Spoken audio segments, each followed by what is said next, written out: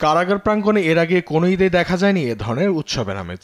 ঈদের দিন কারাগার বন্দীদের সঙ্গে দেখা করতে আসা স্বজনদের কারাগার প্রাঙ্গণে প্রথমেই দেয়া হয় ফুলের শুভেচ্ছা। এরপর একে একে সবাইকে মিষ্টান্ন ও শিশুদের চকলেট দিয়ে আপ্যায়ন করে জেল সুপার। স্বজনরা বাড়ি থেকে নিয়ে আসা বিভিন্ন ধরনের খাবার কোনো রকম ভোগান্তি ছাড়াই দিতে পেরেছেন বন্দীদের। এত সুন্দর একটা পরিবেশ, আমার একটা খারাপ ভিন্ন ধারণা ছিল। আল্লাহর অসীম মেহেরবানি, আমি দেখে এত অনুভূতি কি বলবো, উচ্ছ্বাসিত আনন্দিত হয়েছে। ঈদকে ঘিরে এবার কারামুক্ত বন্দীদের পুনর্বাসনের জন্য দেয়া হয় 2টি ভ্যান ও 3টি সেলাই মেশিন। পুরুষ বন্দীদের দেয়া হয় লুঙ্গি ও নারীদের দেয়া হয় 2টি করে শাড়ি। এছাড়া ঈদের দিন থেকেই পরিবেশন করা হচ্ছে উন্নত মানের খাবার।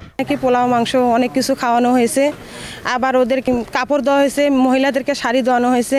আবার ওরা সকল কয়েদিকে ঈদ আনন্দ দিতে পেরে এবং তাদের সঙ্গে ঈদ আনন্দ উপভোগ করে খুশি হয়েছেন জেল সুপার।